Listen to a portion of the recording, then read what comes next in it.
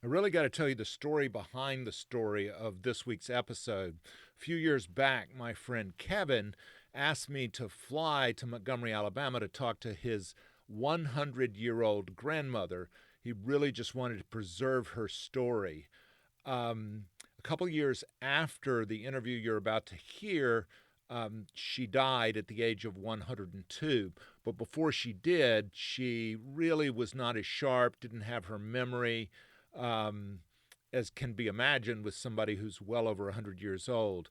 But she was alive for more than half of the history of the state of Alabama. So she lived through an awful lot. And that video, I talked to her for hours over the course of a couple of days, a weekend.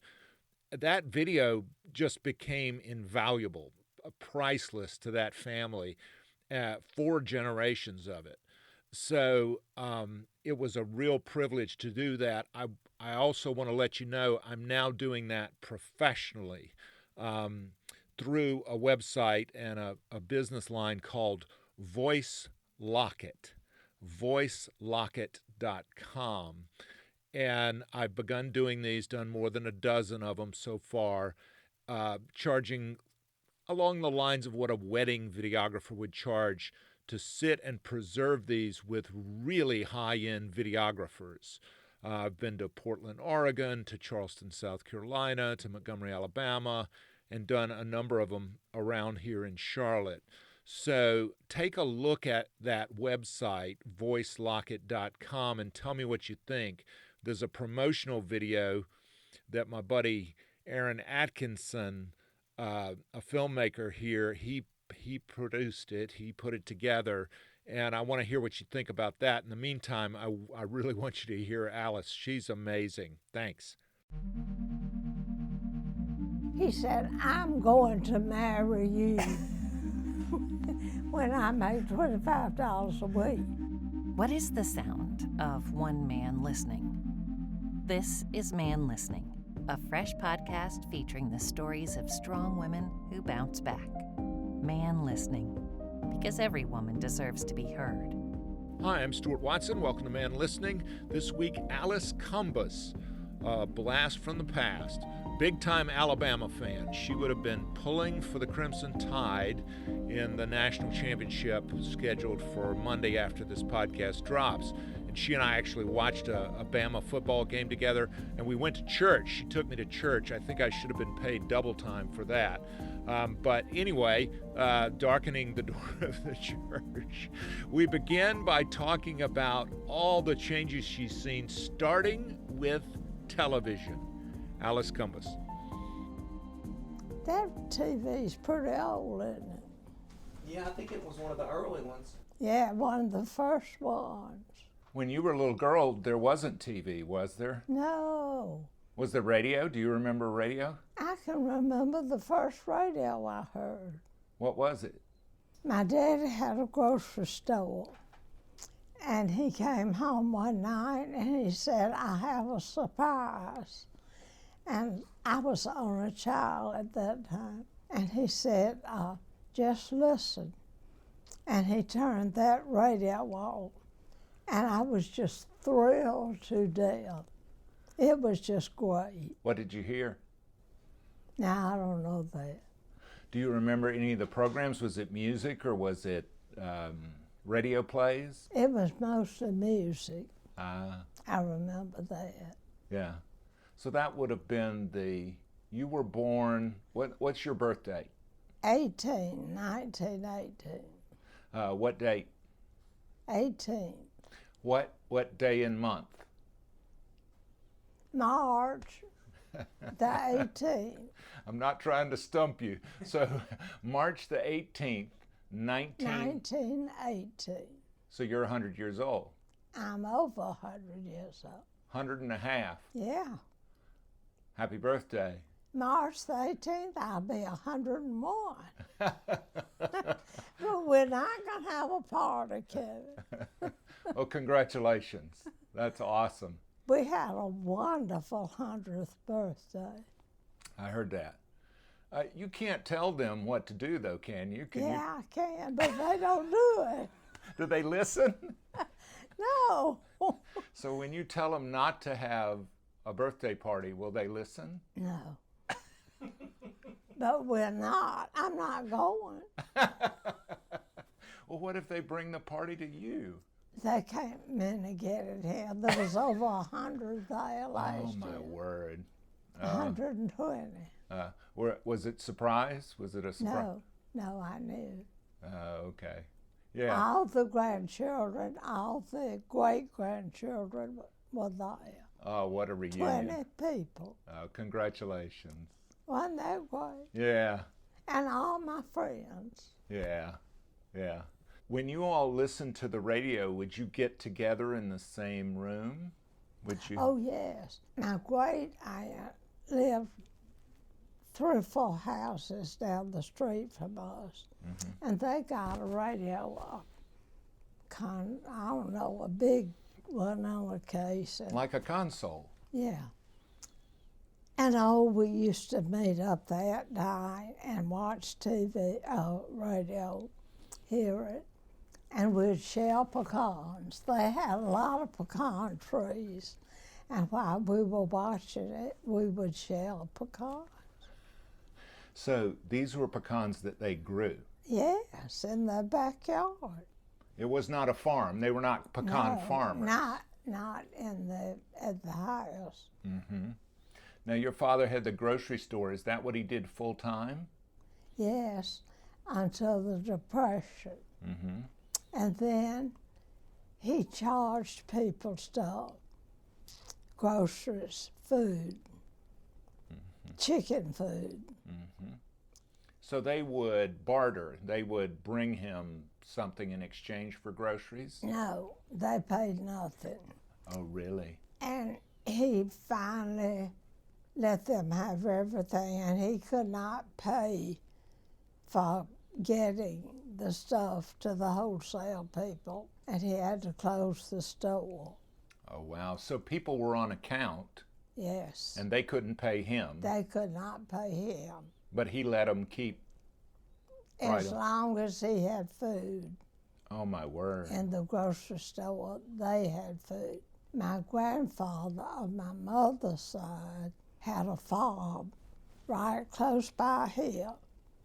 And he raised all kind of vegetables. And he fed a lot of people. And so that's how y'all were able to eat. That's right. And I remember my daddy did not have a job. He tried everything. I thought he could do everything, and he could. He was just a good all-round person. I'm sorry my grandchildren didn't know him better.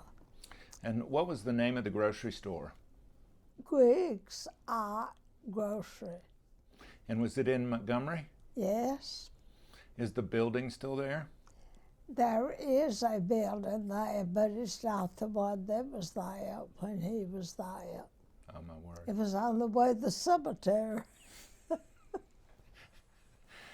Now, as a little girl, did you play in the grocery store? Did you? Oh, yeah. We lived about 2, 4, 5 blocks from it. And the main street that went to the cemetery that his store was on was rock, gravel. It was not paved. And one day, the boys delivered the groceries on bicycles. And they would call every morning and give their order. My mother worked in the store. And then they would get it up, put it in the bicycle, and the boys would take it to them. One day, I was walking home. It was kind of not a slope, not a hill. It was just not flat. And I fell down, and the rocks scarred my knees. Skinned your knee. And they picked me. The boys came by on the bicycle from delivering and put me in the basket that they carried the groceries in and took me to the store to my mother and daddy. I wasn't hurt badly, but I could have been. But I remember that very clearly. Oh, that was nice of them. Yeah. Yeah. They were good. I mean, you know, boys in the neighborhood, families that my parents knew. So everybody could just wander around and, you know, so kids kind of ran around the neighborhood. Oh, my. In our block, in 2 blocks, I'll say, we had, it was not paved, it was dirt. There must have been 6 or 8 of us children around the same age. And I was the older girl, but I played with those boys, and I thought, you can't do anything I can't do. And so they had an old wood orange crate. You know, it had 2 sides to it with a piece of wood in between them. And so they were standing up on that box, jumping and catching the pecan tree limb. And I thought, well, that looks like fun, so I'll do it. So I did, but I didn't catch the limb. And so my mother had a baby, then it must have been, she was tiny, 2 or 3 years old. She called my daddy, and he came and took me to the hospital, and they set my arm, and a week later I went back, and it had slipped, and they had to re-break it. Oh, that hurts me to hear that. And I broke right here, and I had to have it up like this for a long time. And then they didn't have therapy and stuff like that. So Mother would drive the car. My grandmother would get me in the back seat, and to keep my mind off what she was doing, Mother drove us places, and Gran would do my arm like this because it had been up this way so long. So she did the physical therapy. She did the therapy. But that... Did that hurt? Yeah, it hurt. But she did it. She did it because Mother was saying, there's so-and-so. Let's go so-and-so. She was driving with the baby in the front of the car. My sister was born 7 years after I was, unexpectedly. She was the surprise baby. I had been it until then. Then she was it. And she does not remember the Depression very much. She's dead now. Where did you go to college? Huntington. It started out a Methodist church school. I think the Methodists still help support it. But I got a story to tell you about that. Okay, tell me. My daddy was in the produce business. It was in 1935. I graduated from high school, and I wanted to go to college, and they wanted me to go, but there was no way they could send me financially. And so my daddy was selling Huntington produce, and he went out there and he talked to the president, and he said, look, my daughter wants to go to school. Will you let me pay her tuition by the produce that I send to your kitchen to feed the students? He said, sure. So I went to college 2 years by my daddy sending them produce. My mother was making me dresses out of my aunt's old dresses. I mean, it was tough times. Yeah, and everybody was... My daddy, years ago, had sold Singer sewing machines. So he went back to the Singer company and asked him, could he sell machines? And he went all in South Alabama. Didn't have much luck. People had no money to buy them with. And my mother sewed. In fact, she paid for my music lessons by sewing for the music teacher. She would sew till 12 and 1 o'clock at night, making those clothes for me to wear. But for the music teacher's daughter to wear.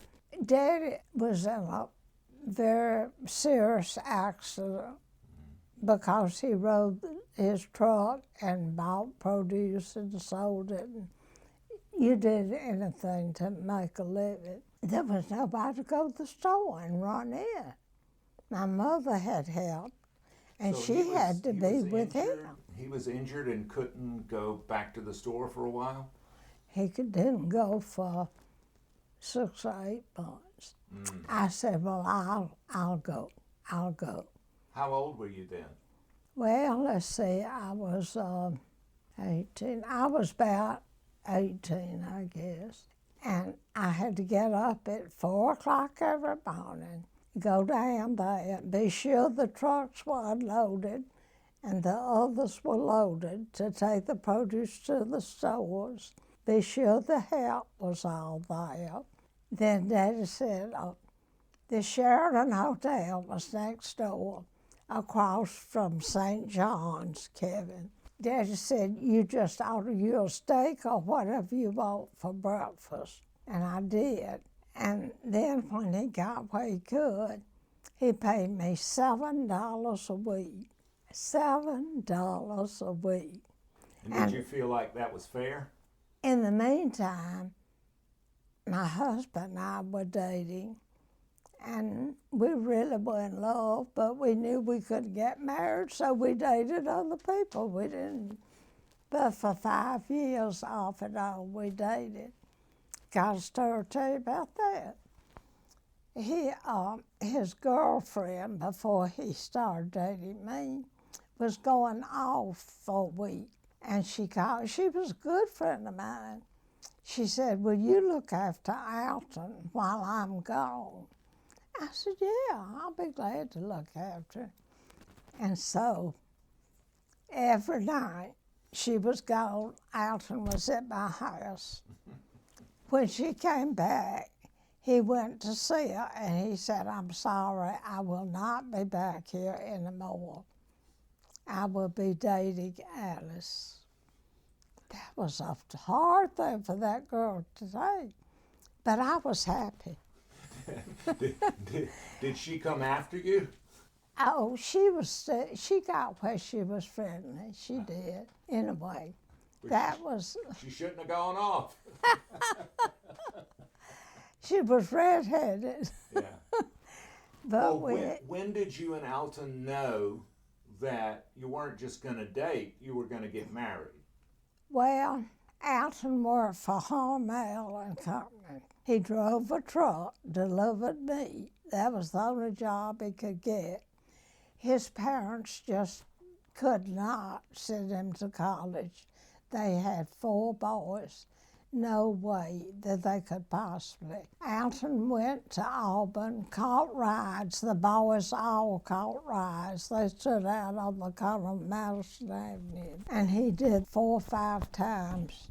He offered to wash dishes in the fraternity house, do anything that he could to go to school, but he couldn't get any work whatsoever. And so he came back and went to work at a grocery store about 2 blocks from his house. And he rode a bicycle. And he got where he'd ride by my house, delivered groceries, and stay 30 minutes, you know. Well, that didn't go too good with the boss. Did he ask you to marry him, or did he just say? Yes, he did. He said, will you marry me when I make $25? No, he said, I'm going to marry you when I make $25 a week. It seemed like you would have some say in that. Well, I was tickled to death. I loved him all the time. Well, he must have felt that. He must have known that. He did. Yeah. He So did. he didn't get down on one knee. No, he did not. Yeah. But he did ask my mother and dad if he could marry her. Oh, did he do that before he talked to you or after? No, afterwards. Oh, and how did that go? Fine. Oh, okay. He was a good Christian boy. He went to church every Sunday. He did a lot of things in the church. Where We both did. Where did he go to church? We both went to Highland Avenue Baptist Church. The first time that I went on a picnic with our church, and you had to take your own lunch, and the lunch for your boyfriend or your date. I told Mother I had to have a chicken to let. We had help, but she lived in the house with us. She ate with us. She did everything. She was black. She came here with them from Clark County, Alabama. And what was her name? Lula. Do you remember her last name? Okay, so Lula is in. Lula. Yeah. But Lula had her own room. Uh-huh. And, you know, I said, let Lula fix me a fried chicken. I want it. She said, you really want it? I said, yeah. She said, well, go out there and get you one and fix it if you want one for your boyfriend. So I had to go catch the chicken and wring its neck. Did you know how to do that? I did it. I'd send them to it so many times. And then we tied it up with a cord to something to let the blood drain. That's right. out. And I fried that chicken. I took it. I think Alton was my date that night. So you cleaned the chicken too? You cleaned I did. Yeah. I did. In a big, how'd you do that? Oh, you pour steaming water over those feathers and they pull out easy. Then you have to wash it good and clean the inside out. And then you cut it up in pieces. Yep. Oh, I've done many ones since then. And then how do you fry it? In deep fat. But I mean, what do you put on it before you fry it? Salt. No flour? Just salt. Just salt. Just salt, and then you'd fry it what, in a pan or a deep fryer? In a pan of iron, black iron, fry about this deep. So an iron skillet, Yeah, pan fried. right. Can't get that oil too deep though, can you? Otherwise it'll burn you. No, I never got burned, but it was pretty deep, not too deep. Well, how'd you learn how to cook a chicken? I watched them do it all the time. Them being? My mother, my grandmother, well, grandma wasn't able to do it, the help, the maid, and mother. Is there any difference in the way Lula, the maid, cooked chicken and the way your mother cooked chicken? No. It was the same. In fact, I think Mother taught her how to cook. Made chicken dumplings, turnip greens, potato pie. Now, where would you get the flour for the dumplings? At the grocery store. What? This was, What brand? Ballard. Never used anything but Ballard flour. Is that a cornmeal or is it wheat? It might be a cornmeal. It was white. It was white. Okay. And the greens, where would you get the greens? Out of my granddaddy's field. Would you pick them or somebody else? Well, sometimes I had to. And my grandmother had 2 cows, and we kept them in a barn at the house. Milk cows? Milk cows. Did you ever milk those things? Yeah, if she'd let me. She said I squeezed the tit too hard. Well, what would that mean? I mean, what did she mean you squeezed the teat too hard? What would that do? It hurt the cow. Would it kick you? And the cat would come, and we would give the cat some warm milk. And that cat was tickled to death. Yeah. Well, what time of day would you milk the cow? In the morning, about 7 o'clock, and late in the afternoon, twice a day. And what did you put the milk into? What did you milk it into? We had a milk pail. And then And we had a white cloth that my grandmother and mother strained that milk through. Mm-hmm. And then put it in the refrigerator. Would it separate? Would the cream rise? Yeah. And And then we would churn some of it for buttermilk. how would you do that? We had a churn and a dash. And So- we put that milk in there and it had to get a certain degree warm. Ugh. And then Gran would, and I hate to do it. Because? And I'd hit the bottom of the churn But why? Why with did? the dash. No, why- And she'd say, Alice, you can go play. I'll do this. But Alice, why did you hate doing that? Why did you? I just didn't want to do it. Well, it's work, isn't it? Yeah. I mean, it's hard work. Well, you People have don't- to be careful not to hit the bottom. Right. But also, you have to do it for a long time, don't you? Well, pretty good. Yeah, like how long? I'd say 30 to 40 minutes. That's a lot of work. I know. But that butter was so good. Oh, I'm telling you. Yeah, so is the cream. Yeah. Yeah. We had real cream for breakfast every morning. Over We what? had a What did you bowl put it on? Of sweet, they'd put a little sugar in the cream. Mm-hmm. And oh, it was so good. So just straight up cream and sugar. Yeah. You wouldn't put it over oats or anything else. You just eat the cream with the sugar. Oh my God. That's heaven. It was so good. Now, we had oatmeal some mornings. We didn't have it every morning. Right. That was a treat. Yeah. That's just like ice cream for breakfast. No, we didn't have. But it's the same thing. We made ice cream out of that milk. Oh, now And how'd we you had do a- that? Well, we boiled it.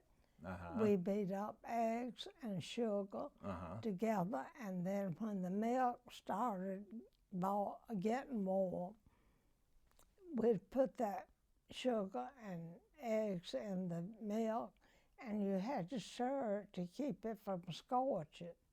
But and you'd put a little flour in there to thicken it, and that would thicken that custard. And then we had an ice cream freezer that you had to grind like this. Again with the manual labor, right? And we'd just fuss who was going to get to sit on the freezer to keep it from moving and who had to grind. You know, my sister and I did. Well, what job did you want to do? Would you Well, rather? sit down. Well, wouldn't y'all take turns? Yeah, we did. Okay. Or did somebody get stuck doing all the work all the time? Who did more work, you or your baby sister? Well, I was 7 years older than she was, so I did Yeah. more than. Yeah. You could do it longer. She was spoiled. I was. What happens is when you get to be 100, there's nobody around to argue with you about who worked harder. But see, she was 7 years. Right, I Yeah, understand. What kind of produce would you eat typically at the dinner table? Peas, butter beans, corn, okra, turnip greens, eggplant, you name it, we ate it. When- He planted different stuff so we would have it. In a garden or in a farm? Well, right down here on Land Street. So a garden. Yeah. But he had it was big. He had at least 10 or 15 acres down there. Wow. That's more like a farm. He had corn. And my grandmother had these cows I started to tell you about. And every morning she would let me ride on the cow. And she would take him to the field and let him graze all day for food. And then that afternoon, You say him. This was a bull or a steer? no, it was a milk cow. Oh, so you said him. You got me confused there for a I'm minute. sorry.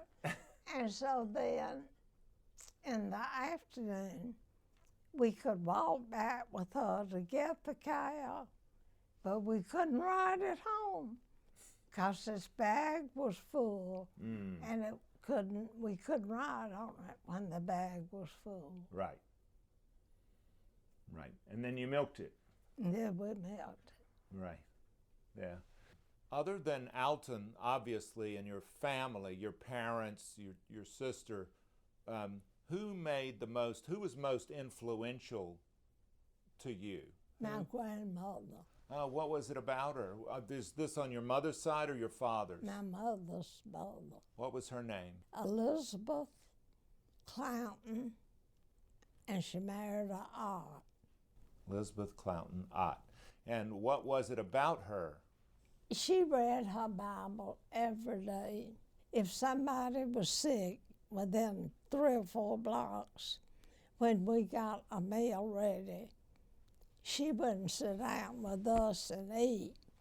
She had to take a plate to that sick person before she would eat. And she saw to it that everybody had something to eat. And she went to church as long as she could. Sweet, sweet. And so you watched her. I did. It wasn't so much what she told you, it was what you saw her do. What she did. How she practiced her She faith. always said, God first, other second, self last. That was her motto. Yeah. My mother was very busy in the church, but she worked with Daddy a lot in the business. And she was not as free to do as my grandmother was, or as I was. But she was very active in Baptist Women and BYPU, and I mean, everything she could go to, she went. But she saw that my sister and I got to where we needed to be at church. Did you have records? Did you have a record player when you? Yeah. What kind of records did you have? What did We that? had a Victrola. What did it look like? It was in a case. It was about this size. It had a lid. It opened up. Could you play it by yourself? Oh, yeah. We had records that had the hole in the center where it went round and round and round, you know. And I kept those records a long time. What kind of music? A lot of religious music, a lot of good songs, you know, that we sang then. When you say religious, what do you mean? Like, what would be an example? Like we sang at church. Would it be bluegrass, gospel? What's an example? The Old Rugged Cross, Oh. things like that. Ernie Ford did that, but there's got to have been an earlier rendition. Oh, yeah, I'm sure it was. You remember And, Tennessee Ernie Ford? When we all get to heaven was when we sang. I tell you, it's been a long time. It's hard to remember. There's a lot of that music came out of Nashville. You ever been to Nashville? Yes, Did you ever been to the Grand Ole Opry? I have. Did you enjoy it? Yeah, Yeah. Did you have a favorite? I don't think so. I Nah. loved them. Yeah, that's nice. How about films? How about films growing up? Well, we didn't have a lot of money to go to film to see a movie, but every Saturday afternoon there was a vaudeville on Dexter Avenue, and my friend and I would ride the streetcar.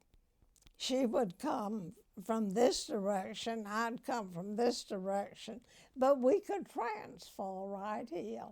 And I always transferred and got on the streetcar with her.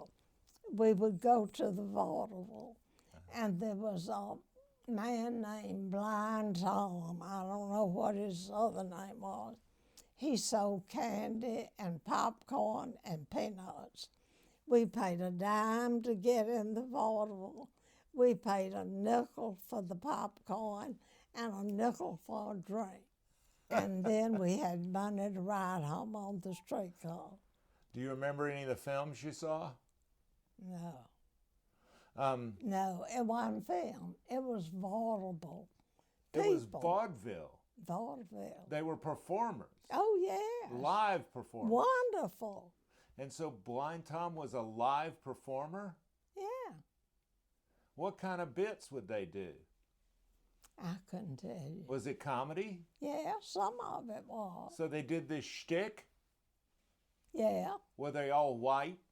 Everybody white? Yes, yes, yes, yes. So they were all white performers? Was there Yeah. music? They were all white. But I mean, they weren't doing Shakespeare. No, we didn't even know what Shakespeare was. They were doing these silly bits, right? That's right. Oh But my. it was fun. We looked forward to Saturday. So what you're saying is you didn't go to the movies, you saw a live performance. That's right. And it just cost you a nickel? Yeah, And you got candy. yeah. No, we bought the candy. Oh my And word. Blind Bob had the popcorn. Uh-huh. And it was a nickel. Yeah.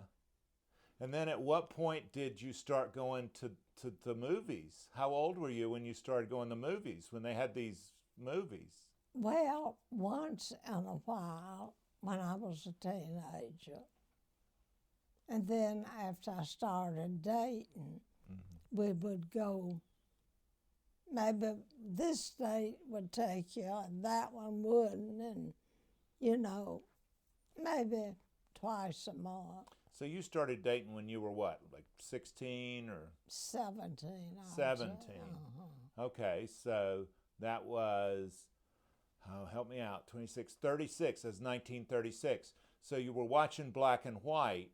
Right. What kind of sound did they have? Did they have the talkies, or were you listening to music? I guess the talkies, the people. I think the talkies. Yeah, there were talkies. Was there a particular kind of movie that you liked to go see? Kind of picture? No, just to get to go. Yeah. You know, Was there air conditioning? no, it was hot. Did people smoke? I don't believe they did, but I wouldn't say. Yeah, some of them they had a smoking section. Yeah, they did. Well, I don't want to take all your time. We could go on and on and on. You're awfully sweet to do this. Well, you're the one Yeah. Well, to you're put up with me. Yeah, yeah. I could ask you a real big question. Okay. What do you think your legacy is? I don't know. Yeah. A lot of times it's not up to us. That's right. I'd say your children are a great start.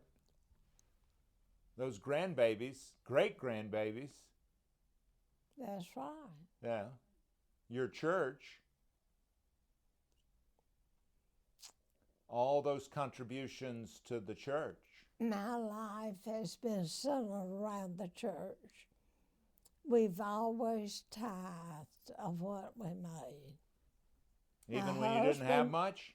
My husband did before we married, and I was tithing before I married. And so when we married, we kept on tithing. Sometimes it was hard, But you did it. but we did it. We sure did. Well, God bless you, Alice. We used to, the Masonic home for children was right up here. This was out in the country. And we were leaders of the little group. And we would come on Sunday afternoon and pick them up and take them into town, take them to BYPU. Then we'd take them somewhere and get them a nickel drink or something, you know, and bring them back. And they were so happy. Oh, it just helped them. It made me happy to see them appreciate it. It's a real gift, isn't it? Always, it makes you better off when you give than when you receive. God bless you. Well, to God be the glory. Not me. I couldn't do it. But to God be the glory. Thank you, ma'am. And after that interview, Alice said, bring him back. I've got more. And believe me, I'll keep coming back as long as I'm welcome. As long as there's food and I'm welcome. I'd love to talk to your grandmother, your mother. As I say, I'm doing it professionally now for a fee at Voice Locket, VoiceLocket, voicelocket.com. Let me know what you think. Thanks so much. Man Listening is a production of Unmediated LLC in cooperation with the Queen City Podcast Network and Balto Creative Media. Allison Andrews at Andrews Creative and Rachel Clapp-Miller are developmental producers. Sally Higgins at Higgins & Owens tries to keep us legal. Our music is A Day at the Park by the group Pictures of the Floating World. Your announcer is Catherine Smith. That's me. Please go to our Patreon page. You'll find us at patreon.com. Look for Man Listening, one word, no spaces. We hope you'll join us by becoming a member. A small investment can raise up the conversation. If you want exclusive member merch, like a t-shirt, we can arrange that too. A huge shout out and thank you to everyone who has supported Man Listening from the very beginning. I really appreciate you. Don't forget to support us at Patreon. We believe one voice can change the conversation. Thanks.